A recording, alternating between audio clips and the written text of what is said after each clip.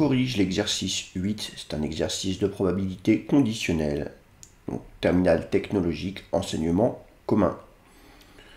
Dans cet exercice, on va apprendre à donc représenter une situation par un arbre pondéré, en déduire donc des probabilités conditionnelles et calculer donc des probabilités d'intersection d'événements. Il n'y a pas de difficulté majeure dans cet exercice. Dans un pays, il y a 2% de la population contaminée par un virus. On dispose d'un test de dépistage de ce virus qui a les propriétés suivantes. La probabilité qu'une personne contaminée ait un test positif est de 0,99.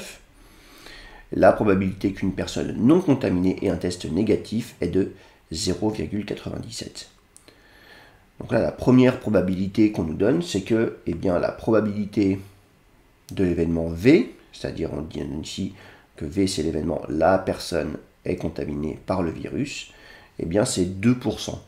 Première chose, attention à ne pas écrire que 2% c'est 0,2. Il y a beaucoup d'élèves qui font ce genre d'erreur. 0,2 ça représente 20%.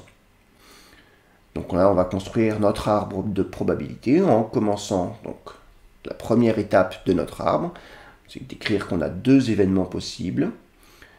Soit l'événement V, P de V est égal à 0,02, ou soit l'événement V bar, donc à deux probabilités, P de V bar, 0,98, puisque la somme des probabilités issues d'un même sommet de l'arbre de probabilité doit être égale à 1.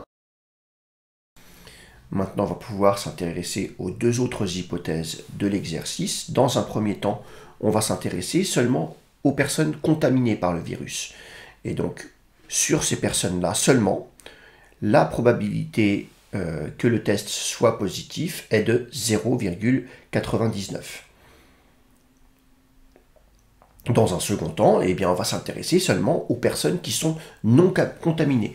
Pour ces personnes-là, la probabilité que le test soit négatif est de 0,97.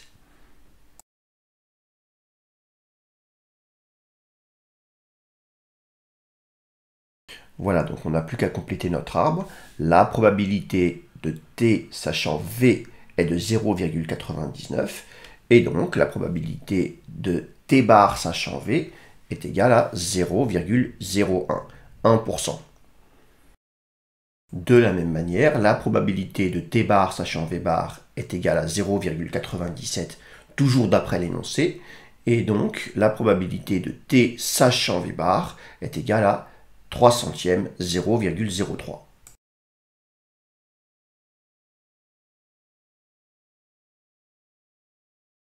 Maintenant qu'on a représenté l'arbre pondéré, on a fait le plus dur. Donc dans la deuxième question, on nous demande de déterminer la probabilité de T sachant V et de T bar sachant V bar. P de T sachant V, c'est cette probabilité, c'est la probabilité d'être testé positif sachant que l'on a le virus. Maintenant, P de T sachant V bar, donc c'est cette probabilité-là, c'est 0,03, c'est la probabilité d'être testé positif sachant qu'on n'a pas le virus. Voilà, maintenant on n'a plus qu'à rédiger tout ça, donc ce qu'on vient de voir, P de T sachant V est égal à 0,99 et P de T sachant V bar, 3 centièmes, 0,03. Troisième question, déterminer la probabilité que la personne soit contaminée par le virus et ait un test positif. Là, l'objectif de cette question, c'est de voir si l'élève sait traduire donc, cette phrase en français par l'expression qui correspond en mathématiques, c'est-à-dire ce que l'on cherche ici, c'est la probabilité de l'événement V inter T. D'ailleurs, on remarque qu'elle sera redemandée en quatrième question.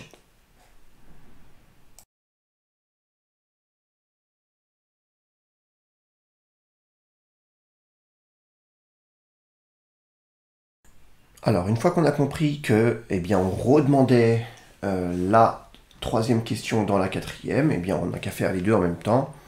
Donc, la probabilité de l'événement V inter T, c'est le produit de la probabilité de l'événement V par la probabilité de l'événement T sachant V.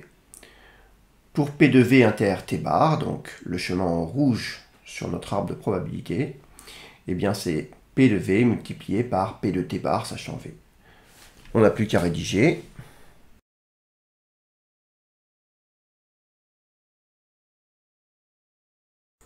Voilà, c'est ça qui est un petit peu délicat dans ce chapitre. Il faut bien différencier donc, la probabilité de l'événement.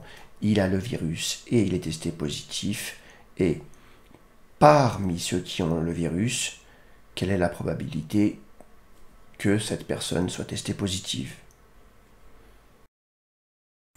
Voilà, c'est cette probabilité qu'on vient de déterminer. Et donc on l'a vu tout à l'heure, dans la troisième question, on redemande P de V inter T, mais cette fois-ci sous forme donc mathématique. Donc ça c'est juste une question pour ceux qui n'auraient pas compris eh bien, la troisième question. Et dans un deuxième temps, on demande de déterminer donc P de V inter T bar, donc la probabilité de l'événement. Il a le virus et il est testé négatif. Maintenant, on cherche P de V inter T bar, c'est-à-dire la probabilité d'avoir le virus et de ne pas être testé positif, c'est-à-dire être testé négatif. Donc voilà, cette probabilité devrait donner un résultat assez bas. Heureusement, c'est le cas.